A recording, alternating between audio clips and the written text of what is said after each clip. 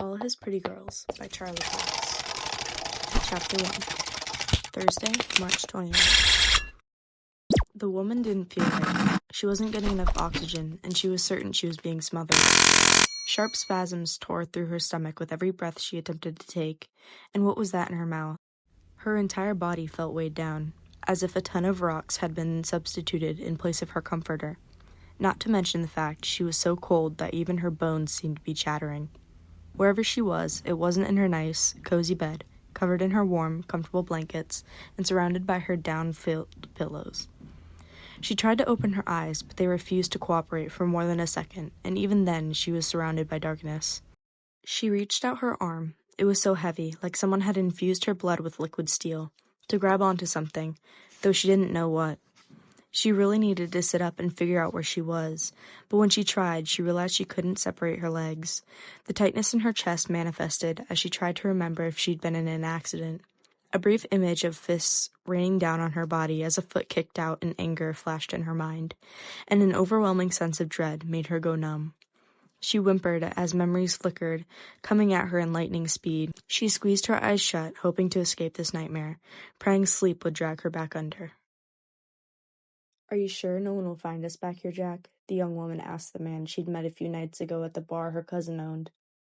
Having moved here only a few months earlier, she wasn't too familiar with the area, but she knew they were somewhere up in the Jimmy's Mountains, far away from any of the hiking trails she'd seen along the way. They'd left his ex-Terra at a campsite they were trekking just a short distance off the road. His short-distance gauge and hers were apparently not in sync, because it felt like they'd been walking an hour already. "Positive. Relax, babe. I come out here all the time to hike. I've never seen anyone out here, ever," he assured her. The young man stopped to look into his date's wide eyes. "But you're the first girl I've ever brought up here. You're special, Trinity." He brushed her hair to the side and leaned in to kiss her. It wasn't true, of course. He brought plenty of women up here. He told them all they were special. He found his lucky spot in a small copse of trees and released Trinity's hand so he could pull the knapsack off his back and set the small cooler down. After he cleared some brush away, he unzipped the large compartment of his bag and pulled out a heavy wool blanket which he laid on the flattest part of the ground, securing all the corners in case the wind picked up. He glanced up at the sky and thanked the heavens it was such a nice day, even up here in the mountains. When everything was the way he liked it, he pulled out a bottle of wine, pouring a little into 2 plastic cups. Jack handed Trinity one of the cups and situated himself in the center of the blanket, legs stretched out, when she simply stood there, looking unsure. He tugged gently on her hand, encouraged her to sit next to him. When she did, he moved her hair away from her neck and kissed the silky soft spot below her ear. "Relax, Trinity. We don't have to do anything you don't want. You know that, right? We can just chill on the blanket, watch the clouds and talk." As he spoke, he rubbed soothing circles on her back. Within a short amount of time, Trinity had drunk 2 glasses of wine and was on her third. "You're not doing a very good job of keeping up with me here, Jack." "Ah, but I'm the one who's driving, remember?" Jack poured more wine into her glass, even though it was still half full. Trinity giggled nervously and took another sip. With just a hint of slur in her words, she said, "If I didn't know any better, I'd say you were trying to get me drunk." "Now, babe, I wouldn't do that. I just want you to relax a little." She wasn't drunk yet, but she'd finished off those other 2 glasses rather quickly, so she must have been feeling pretty buzzed. He didn't really want her completely inebriated. He didn't want to take advantage of her. He wasn't a jerk. He wanted her to enjoy this as much as he would, but still, he let her continue drinking. While she was busy taking another sip, he slipped his hand under her shirt. It didn't take much longer before Jack was able to coax Trinity to lie down, to get more comfortable. Still, he didn't rush things. He continued stroking her arms, her belly, brushing under her breasts, but never quite touching them. He teased her mouth with kisses, not giving in to her obvious desire to deepen them. No, he wanted her completely ready, because there was nothing than a girl backing out at the last minute. He felt her resistance slipping away, so it surprised him when she suddenly pushed him off her and sprang into a sitting position. "What's the matter, baby? Come back down here," he coaxed. "What's that noise?" Trinity looked around her wildly, then back at him, eyes wide. "Do you hear it?" Jack sat up and strained to hear whatever had spooked her, but only heard the breeze. "It's just the wind blowing through the tops of the trees. It always sounds like cars on the highway."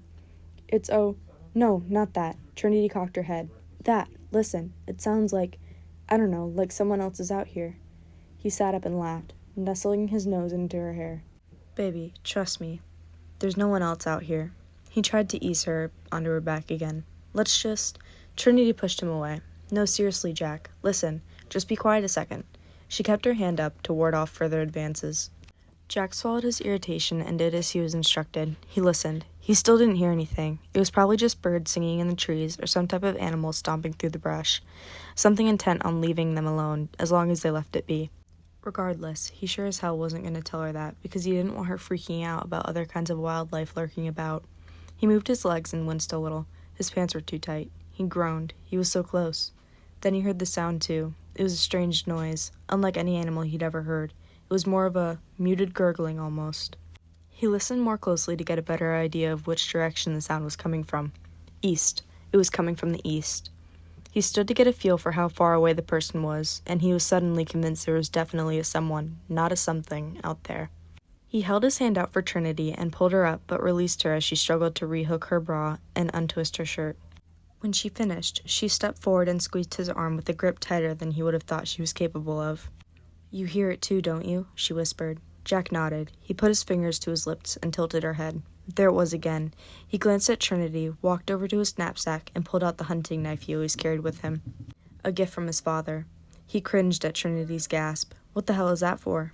"Relax," Jack said. He felt like he used that word with her a lot. "It's for protection, just in case. I always carry it. I never need it, so I don't even think about it being there. Until times like now." He saw the wariness in her face and knew she was unsure whether or not she should believe him, but he ignored that because right now he was glad he never left home without his kabar.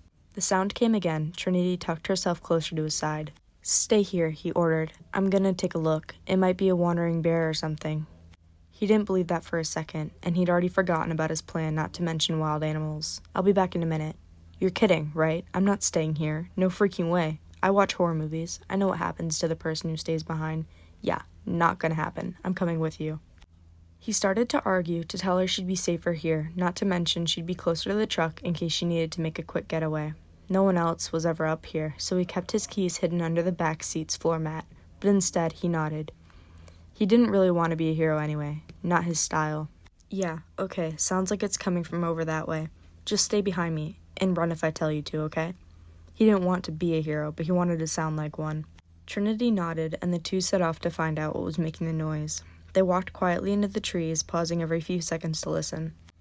As they moved, dry vegetation crunched under their feet, twigs snapped, and the wind rustled the leaves. Birds chirped and squirrels raced up trees. A woodpecker drummed somewhere off in the distance. All the various sounds of nature made it difficult to tell if they were still going the right way. They paused again, straining their ears for any telltale sign they were on the right path. Jack searched left and right, looking for... He didn't even know what he was looking for. "Do you still hear it?" he asked. She shook her head and squeezed him tighter. He stared at his arm. It was beet red from where her fingernails dug into his skin. Half-crescent moon shapes covered his forearm. He nonchalantly removed her hand and pushed her a little further behind him. He felt her latch onto the waistband of his pants. Waving his knife in front of him, Jack inched forward, Trinity close on his heels, both hoping to uncover the mysterious sound and both hoping to find nothing at all. They had just turned left into a small grouping of trees not far from the picnic spot when Trinity jerked to a stop and screamed. The sound was so shrill Jack winced, wanting to cover his ears. A jackrabbit bolted from the bushes and ran in the opposite direction. Startled birds scattered from the treetops, and a chipmunk scurried into the brush. Jack didn't blame him. He wished he could run too.